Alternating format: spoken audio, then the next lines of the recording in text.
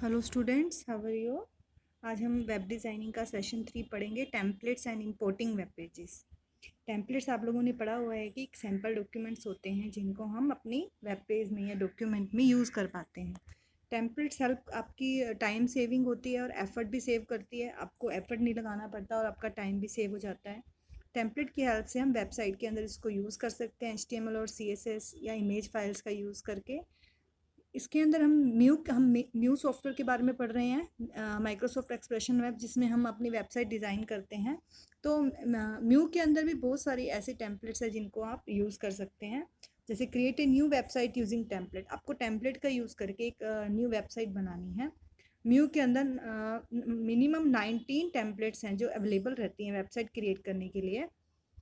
To create a website using a built in template, आप सबसे पहले क्या करोगे, साइट की टैब में जाओगे, साइट पे क्लिक करोगे, न्यू साइट ओपन करोगे, उसके बाद टेम्पलेट्स का ऑप्शन आता है, टेम्पलेट्स को सिलेक्ट करोगे एंड चूज़ ए टेम्पलेट। फिर वो टेम्पलेट को सिलेक्ट करने के बाद उसमें से टेम्पलेट की लिस्ट खुल जाएगी, आपको उसमें से एक टेम्पलेट चूज़ करनी है। जैसे ऑर्गेनाइजेशन 5 आपने ये चूज़ कर ली। उसके बाद type a new for this website, उसके बाद आपने न्यू पे क्लिक करना है और उसके बाद जो भी आपको नेम देना है वो दे देना है। फॉर एग्जांपल आपने जैसे कंपनी 01 नेम दे दिया। इसके लिए change the location store website in, आप लोकेशन चेंज भी कर सकते हैं, इसको कहीं और स्टोर करके रख सकती हैं।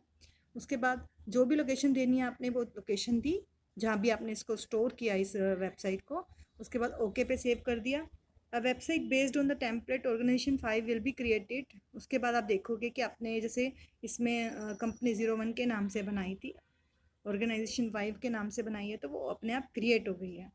Notice the folder and files in the folder list, आप देखोगे कि फोल्डर्स में जब देखोगे तो आपके नाम की जो फाइल है वो जो जिस नाम से भी आपने वेबसाइट बनाई है वो क्रिएट हो गई है। नेक्स्ट है to work on the home page.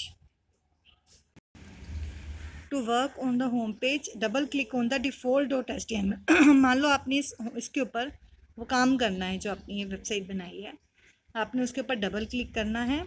You can change only certain parts of web page, आप वेब पेज के कुछ ही पार्ट्स को चेंज कर सकते हो, सारी चीज़ों को चेंज नहीं कर सकते। तो जब भी आप वेबसाइट बनाते हो टेम्पलेट से, आपने डायनामिक वेब टेम्पलेट का यूज़ करना है। इसमें डायनामिक वेब टेम्पलेट मतलब जिसमें हम चेंजेस कर पा रहे हैं। तो यू विल, आप इसके बारे में और भी पढ़ेंगे आगे सेशन में। You can view this website in browser, अब आपने ये वेबसाइट बनानी टेम्पलेट का यूज़ करके, इसके बाद आप इसको व्यू करके भी देख सकते हो। व्यू करके कैसे देखोगे आप इसको, F12 प्रेस करोगे तो ये अपने आप वेब ब्राउज़र में रन हो जाएगी। तो आप F12 प्रेस करके आप इसको रन करके देख सकते हो। उसके बाद है इंपोर्टिंग साइट्स। इंपोर्टिंग साइट्स में क्या होता है कि आपको कोई साइट आपकी बनी हुई है उसको इंपोर्ट करना है। If you have used another HTML editor or created files using a text editor, you can import them into your website. मान लो अपनी कोई वेबसाइट है अपने HTML एडिटर में क्रिएट कर रखी है या कोई और टेक्स्ट एडिटर में क्रिएट कर रखी है, उसको आपने यूज़ करना है अपनी वेबसाइट के अंदर। तो कैसे यूज़ करोगे आप उसको, क्योंकि उसमें ये होता है कि आपकी खुद की वेबसाइट जो आपने पहले बना रखी है उसको भी आपने अपनी न्यू वेबसाइट के अंदर यूज़ कर लिया, उसके कुछ फीचर्स को आपने यूज़ कर लिया। तो this is useful when you want to either use new HTML editor or organize different files under the common website. तो you can also import website, आप इन वेबसाइट को इम्पोर्ट कैसे कर सकते हो म्यू सॉफ्टवेयर के अंदर। जैसे एग्जांपल लेके चलो, आपने एक फ़ाइल बनाई हुई है, मैनुअली बना रखी है अपने HTML एडिटर के अंदर, कोई नोटपैड में या किसी में भी, उसको आपने इंपोर्ट करना है अपनी वेबसाइट में म्यू की हेल्प से। तो क्या करोगे, सबसे पहले creating a new website, give it a name, for example import web. ठीक है, उसके बाद साइट पे आप क्लिक करोगे, इंपोर्ट पे क्लिक करोगे, इंपोर्ट का ये आपके पास इंपोर्ट साइट विजार्ड का ऑप्शन आएगा, उस पर क्लिक करोगे, एक डायलॉग बॉक्स अपीयर होगा।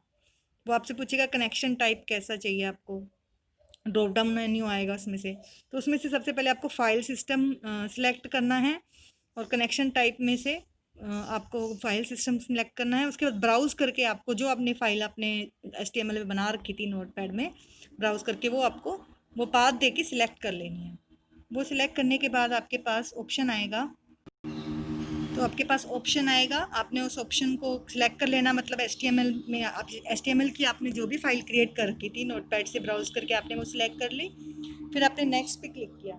नेक्स्ट पे क्लिक करने के बाद the import wizard creates a copy of the original content in HTML। This can be helpful as your original files are left as it is. इसमें क्या होगा, जैसे ही आप नेक्स्ट पे क्लिक करोगे, जो इंपोर्ट विजार्ड है वो अपने आप आपकी फ़ाइल को इंपोर्ट कर लेगा अपने आप क्रिएट कर लेगा ओरिजिनल फाइल से।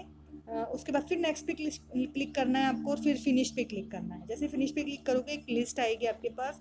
For importing to your new website you can either select either individual file folder or entire content of the folder. Finish करने के बाद जो भी फाइल डिस्प्ले होगी आप उसमें से पूरी को इंपोर्ट कर सकते हो अपनी न्यू वेबसाइट को, या फिर आपको कुछ इंडिविजुअल कोई फोल्डर इंपोर्ट करना है वो भी कर सकते हो। एंटायर डॉक्यूमेंट को करना है तो एंटायर डॉक्यूमेंट को कर सकते हो। ये करने के बाद आपको इस बटन पे क्लिक करना है। जैसे ही आप बटन पे क्लिक करोगे वो इंपोर्ट हो जाएगी। Now you can use the imported file. उसके बाद जो आपने अपने एडिटर में बना रखी थी फाइल उसको आप यूज़ कर सकते हो। तो इस तरह से आपने अपने न्यू सॉफ्टवेयर के अंदर उस फाइल को इंपोर्ट कर लिया। तो this is all about this session. Thank you.